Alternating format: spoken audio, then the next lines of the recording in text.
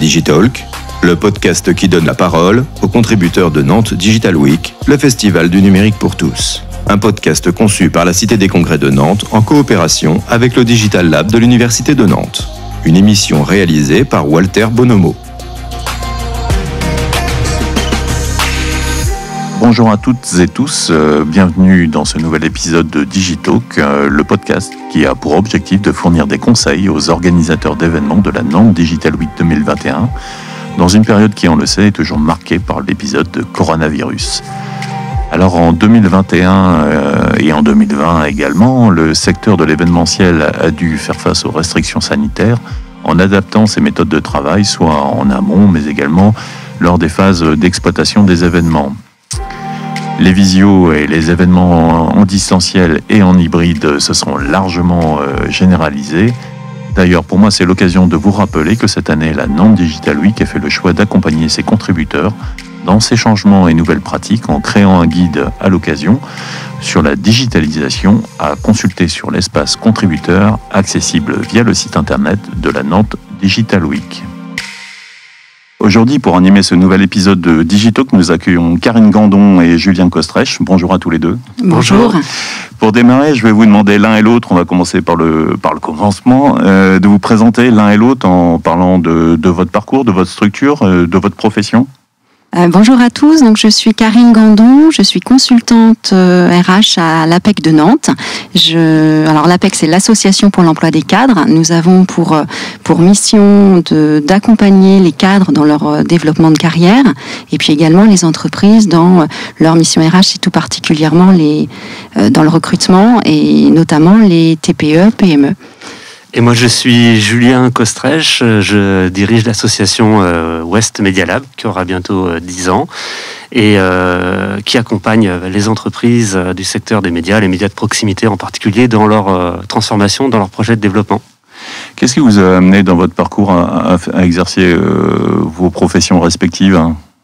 Alors, je suis diplômée d'une école de commerce. J'ai également travaillé dans le domaine des RH et je suis arrivée à l'APEC où ma mission, c'est effectivement d'accompagner les entreprises dans leur recrutement, les aider en termes de méthodologie, d'outils pour leur recrutement.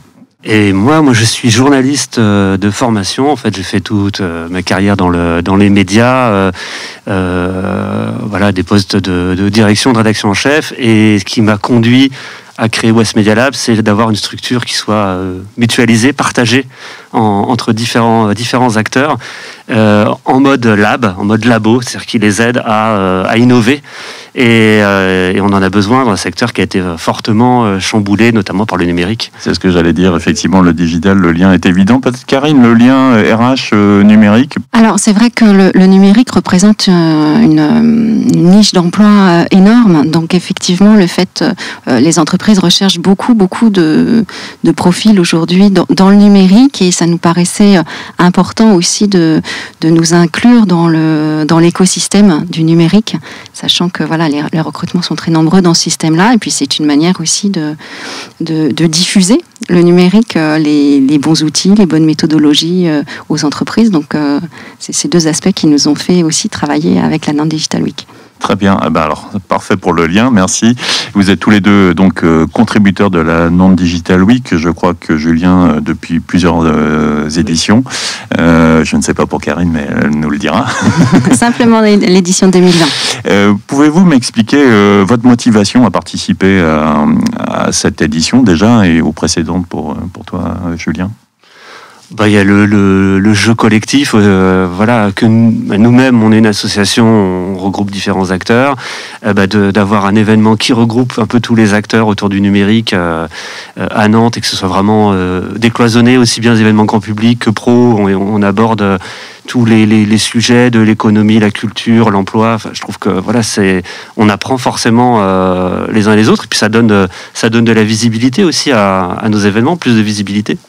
Alors nous, effectivement, étant dans l'écosystème, on a participé aux réunions qu'a organisé la Nantes Digital Week, et puis j'ai rencontré Anne-Sophie Viard-Cretat de la structure TGS France, et effectivement de cette rencontre est né le projet et le thème de notre intervention, puisqu'on a souhaité faire un regard croisé RH et juridique sur la notion de collaborateur ambassadeur. Et donc ça nous paraissait être un bon moyen de parler aux entreprises et de les éclairer. Alors pendant que j'y suis, Karine, l'an passé, vous deviez organiser un événement présentiel et patatras, comme pour beaucoup de gens. Rien ne s'est passé comme prévu. Vous êtes passé en mode distanciel. Comment ça s'est passé et qu'est-ce qui a fait que vous avez décidé à un moment donné de basculer ? Alors effectivement, nous avons commencé à préparer l'événement en présentiel, en faisant bien attention aux règles de distanciation sociale. Enfin, on prévoyait tout ça, et puis effectivement, avant l'été, on s'est dit que voilà, c'était trop risqué, donc on a souhaité vraiment évacuer tous les risques, et donc on a basculé en distanciel avec une solution de visio. On a vraiment souhaité se concentrer sur le contenu, faire en sorte que les messages passent, et effectivement toucher le plus grand nombre via le distanciel, et ne prendre surtout aucun risque. On va reparler des risques et de la façon dont vous êtes organisé. Julien, idem, il s'est passé la même chose pour toi l'an dernier. Alors là, ça a été un choix radical carrément.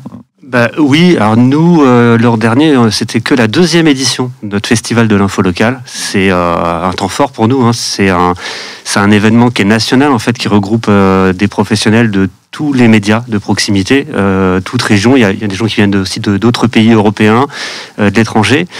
Et en fait, dès avril l'année dernière, on s'est rendu compte qu'on avait une difficulté même à élaborer le programme, puisque les gens étaient incapables de se projeter sur septembre.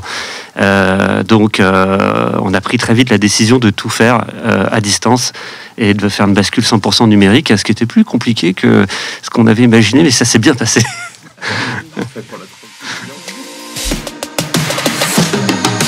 Et qu'est-ce qui a été compliqué dans le constat que vous faites maintenant de façon rétrospective, et puis qu'est-ce qui a été aussi une bonne surprise aussi dans cette bascule tout distanciel? Nous, ce qui a été compliqué au départ, c'était le choix des outils. Parce que on pouvait tout faire sur Zoom, mais on savait que, par exemple, Zoom n'était pas accessible à tous, il pouvait être bloqué dans certaines structures. Et donc on voulait à la fois une solution sécurisée, une solution on soit autonome, on soit pas complètement dépendant d'un tiers, on puisse récupérer facilement nos contenus, qui amène aussi de l'interactivité. Donc après il y a des questions de coûts, et puis de connexion. Notre événement est payant aussi, donc il fallait gérer cette connexion en ligne à un événement payant. Et la bonne surprise, c'est qu'au final, on a eu 300 participants, donc un tout petit peu moins que sur une édition présentielle, mais dans le contexte, on n'en attendait pas mieux, quoi. Est-ce que ça a changé votre modèle économique? Est-ce que c'était un événement gratuit ou c'est toujours resté un événement payant? Non, ça reste un événement payant, parce qu'il y a un gros travail sur la programmation aussi, et puis là, évidemment, on supprime des coûts, parce qu'on n'a pas le défraiement, l'hébergement, les frais de déplacement. Donc on y gagne au final. Ouais. Il y a cette suppression de coûts, mais vu le temps qu'on a investi pour adapter, alors il y a eu un peu d'achat de matériel aussi, on a créé notre propre régie, on a fait 40 heures de live en fait, en une semaine. Donc avec une petite équipe, c'était très intense et ça demandait beaucoup de préparation. Donc l'un dans l'autre, l'édition était équilibrée, c'est ça qui était important pour nous, quoi. De notre côté, l'événement était beaucoup plus modeste, puisque c'était une conférence débat qu'on a souhaité mettre en œuvre, donc ponctuellement. C'était un événement gratuit à destination des entreprises. Alors, ce qui s'est passé pour nous, c'est que en passant vers le distanciel, on a remarqué que effectivement, en termes de moments informels, de convivialité, on y perdait. Donc, on a souhaité aussi réinvestir cette convivialité à l'intérieur, en essayant de susciter des questions, en essayant de susciter des réactions de la part des participants. Donc on a prévu un peu de temps là-dessus. Donc c'est ça qui a aussi beaucoup modifié notre manière de fonctionner, de prévoir ces temps, de recréer l'informel. Ça a été un peu notre leitmotiv. D'un point de vue technique, on a choisi une solution du marché Teams, pour pas la nommer, de Microsoft, qui était une solution qui a bien fonctionné effectivement, et qui nous a donné totale satisfaction. Les participants étaient ravis et nous l'ont fait savoir, et nous du côté organisation, ça s'est également très bien passé. Alors, Julien, donc cette année, tu te réapprêtes à organiser un événementiel en distanciel également cette année, ou est-ce que tu as tiré des enseignements de l'année précédente et essayé d'ajuster le tir? Alors cette année, on fera l'événement dans la L6 Ouest, ici même, les 23 et 24 septembre. Donc il y a un vrai souhait, en fait, une envie de retour au présentiel. J'ai envie de se retrouver. On a sondé notre communauté pour les partenaires aussi. C'est plus intéressant d'être en présentiel. L'idéal est de pouvoir hybrider, comme on dit maintenant, donc d'avoir aussi le distanciel. C'est pourquoi on cherche encore des partenaires, parce que c'est un surcoût, et donc on est en train de boucler notre budget pour pouvoir proposer les deux, mais à coup sûr, ça aura lieu ici dans la L6 à Nantes. C'est une très bonne nouvelle. Organiser un événement hybride, c'est pas la même chose que organiser un événement distanciel. Qu'est-ce qui, pour toi, change dans la variable? Déjà, il y a une réflexion en termes de coût. Parce que je pense que pour le participant, le numérique, est-ce qu'on met le billet au même prix alors qu'on va suivre ça à distance? C'est pas la même expérience. Donc en termes de coût, il faut réfléchir en termes de marketing aussi. Et puis après, sur le plan logistique, autant l'année dernière, on a tout fait nous-mêmes. On a tout streamé en fait sur Vimeo en ayant notre propre régie. Autant là, on s'est dit qu'on pourrait pas faire le présentiel, qui est un gros travail logistique, et la captation vidéo et la diffusion en même temps. Donc on va passer par un prestataire. Des gens qui ont l'habitude de faire ça, et il y en a sur Nantes qui le font très bien. Donc voilà, c'est aussi ça la vraie différence. Mais je pense que ça permet aussi d'élargir l'audience. C'est ça qui est intéressant. Il y a quand même on l'a vu l'année dernière, on a touché des gens de plus loin qui ne seraient pas forcément venus à Nantes. Donc peut-être que l'avenir, il est aussi quand même sur des formes hybrides. Oui, je pense qu'effectivement, le distanciel permet une connexion plus rapide. Quand on a un événement d'1 heure, on a plus de facilité à se connecter plutôt que de venir sur l'événement. Alors, c'est vrai qu'on perd en moment informel, mais on gagne aussi en efficacité. Et ça, je pense que les internautes ne s'y trompent pas. Alors, le principe de Digitalk, c'est aussi de partager des bonnes pratiques. Est-ce que vous auriez quelques astuces à donner à nos internautes podcasteurs? Moi, je leur dirais de tester en amont. J'ai été étonné, moi, de voir dans l'année, les uns les autres, on a suivi des événements à distance, et même des fois des grosses machines, de voir qu'ils pouvaient buter sur juste un problème d'éclairage ou de son du micro qui fonctionnait pas bien de l'intervenant. Donc nous, on a fait un filage, en fait, pour tous les intervenants. On leur a demandé d'être dans les conditions dans lesquelles ils seraient le jour J, avec la lumière. Donc ça demande deux organisations. Ouais, on a dû vérifier à chaque fois qu'ils ne changeraient pas de micro entre-temps. Donc ça, c'est vraiment un bon conseil, je pense, qu'on peut donner sur le distanciel, c'est de tester au maximum avant. Dans les conditions réelles. Dans les conditions réelles. Karine? Alors, tester, retester, retester. Non, je partage totalement. Effectivement, voilà, c'est les joies du direct. Il faut pouvoir prévoir tous les éléments qui vont venir aussi nous parasiter. Donc, c'est vrai que la préparation est presque encore plus importante qu'en présentiel. Moi, je rajouterais également le choix de la solution technique. Et puis se dire que je trouve qu'en distanciel, on a tout le temps l'impression que ça va être plus rapide, finalement, plus direct, et que y a le temps de réaction, le temps d'échange, de commentaires de la part des participants, et que ça prend finalement beaucoup de temps, et qu'il faut vraiment l'anticiper pour faire quelque chose le plus interactif possible, enfin quand c'est notre volonté en tout cas. On a raccourci nos formats, nous aussi, par exemple, en se disant que l'attention ne serait pas forcément la même. Et c'est le cas? Vous avez pu le constater? Oui. Et c'est vrai qu'il y a moins de respiration aussi. On n'a pas tous les échanges informels qui font un peu la sève, quoi, la valeur ajoutée vraiment des événements physiques. Donc c'est quelque chose de plus rythmé, qui est un peu plus froid. Nous, on a tiré aussi un enseignement, on a partagé ça dans le document là, qu'a mis en place la Nantes Digital Week, et on en a tiré aussi une formation qu'on propose pour des organisateurs d'événements qui les aider à préparer avant d'aller voir des prestataires ou de se dire qu'ils vont tout faire eux-mêmes. À partir de votre expérience. À partir de notre expérience, ouais.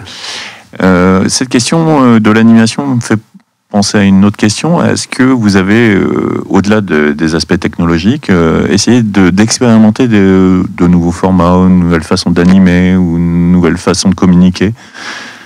Est-ce que ça a été une occasion pour vous d'expérimenter d'autres aspects qui ne sont pas technologiques? À l'occasion de d'autres manifestations, essayer de rendre l'animation plus ludique. Donc il y a des solutions là pour vraiment jouer l'interaction, faire en sorte que les gens participent. Donc il y a des applications qui permettent en fait et qui viennent, comme tu le disais, mettre une respiration finalement dans les messages clés de l'intervention. Ces temps informels, vous avez essayé de les recréer ou pas? Ou c'est compliqué à faire? Nous, on a essayé de les recréer. En fait, on a utilisé Slack. On s'est rendu compte que c'était la solution, l'outil collaboratif le plus déployé dans notre cible.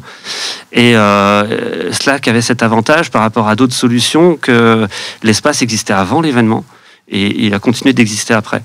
Et en fait, il y a eu beaucoup de messages en direct entre les intervenants avant et après. Et donc, ça ne s'est pas limité juste aux questions, au chat qu'on fait en général pendant un webinaire. Ça, c'était intéressant. Le bémol, c'est qu'il fallait avoir un autre outil. Donc, si on avait pu tout faire sur le même outil, on l'aurait fait. Et sinon, nous, sur cette édition en numérique, l'innovation pour nous éditoriale, ça a été finalement de le faire comme un média. C'est-à-dire qu'on ne voulait pas que ça ressemble à du Zoom. Il y avait une certaine fatigue qui s'était installée avec les visioconférences, etc. Donc, on est devenu un peu média. Il y avait un animateur, une animatrice aussi, un habillage, et on a rythmé ça comme on fait une émission, une web TV.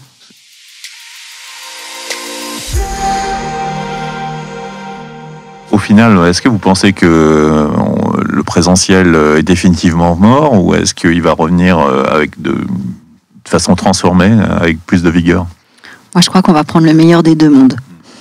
Non, mais je pense qu'il y a des avantages au présentiel qui sont évidents sur la convivialité, encore une fois, l'interaction, et ça, je pense qu'on en a besoin de ces relations humaines physiques, pratiquement. Et puis, par contre, le distanciel permet finalement de gagner du temps, de pouvoir participer à plus d'événements, de prendre des messages. Donc, je pense que c'est vraiment les deux éléments, et l'hybridation de nos événements sont aujourd'hui indispensables à mon sens.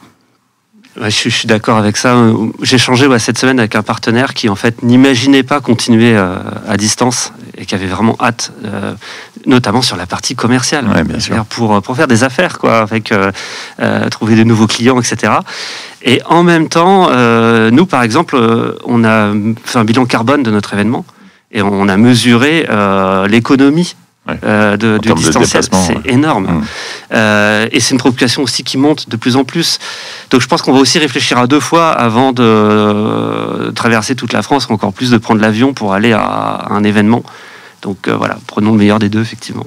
Donc ça veut dire mieux choisir ce qui est pertinent au moment où vous organisez, où vous avez une idée, quoi. Sans doute. Ouais. Et finalement, proposer du choix. Je pense qu'on a quand on est organisateur d'événements, donner le choix aux participants, de lui donner la liberté de choisir finalement le modèle qu'il souhaite. Je pense que c'est de plus en plus important, oui. Alors au final, est-ce que vous avez développé de nouvelles compétences, des choses que vous ne faisiez pas avant et que vous avez été obligé d'improviser, quoi? Alors, oui, moi, pour ma part, j'animais déjà beaucoup d'ateliers, de formations en présentiel. Là, il a fallu, à l'occasion de la Nantes Digital Week, mais au-delà, faire la même chose, se réinventer finalement en distanciel, avec des temps de concentration des participants qui sont plus courts, des messages qui doivent passer un petit peu différemment. Donc oui, notre approche pédagogique, d'animation est forcément différente. Et puis techniquement aussi, il y a des grands moments de solitude quand même quand on anime face à son écran. Et je pense que maintenant toutes les solutions techniques sont dans nos besaces et on s'est développé là-dessus. Je pense que c'est une bonne chose. Oui, nous je parlais de l'animation côté plus éditorial, mais c'est une chose qu'on pouvait faire dans les médias dans lesquels on travaillait avant, mais qu'on n'avait pas forcément fait. On n'avait pas forcément créé un média du festival. Et puis le marketing. Et notamment d'utiliser, de mieux utiliser la newsletter, les différents canaux, les réseaux sociaux, pour aller toucher, cibler, impliquer sur toutes les phases du festival, amont, pendant, aval. Là-dessus, on est clairement monté en compétence. Ouais. Avant de se quitter, peut-être vous pouvez nous rappeler vos engagements sur la Nantes Digital Week ? Alors oui, cette année, nous allons participer, comme les années précédentes d'ailleurs, au Safari des métiers, donc un événement en présentiel destiné à développer l'emploi dans le numérique. Julien, en dehors du film, et je pense que c'est déjà pas mal. Oui, c'est vrai que c'est un gros morceau pour nous, mais on est partenaire de 2 autres événements, Datarama, qui est donc un rendez-vous autour de la data visualisation, et d'une expo sur la manière dont les Nantais s'informent. Bien, il me reste à vous remercier tous les deux pour ce temps de partage et d'être passés à la Halle 6 de l'Université de Nantes. Vous pourrez découvrir ce nouvel épisode de Digitalk chaque mois, entre le mois d'avril et le mois de septembre, à écouter sur les sites internet de nos partenaires, mais également sur les plateformes d'écoute Aosha, Deezer et Spotify. Merci à vous. Merci.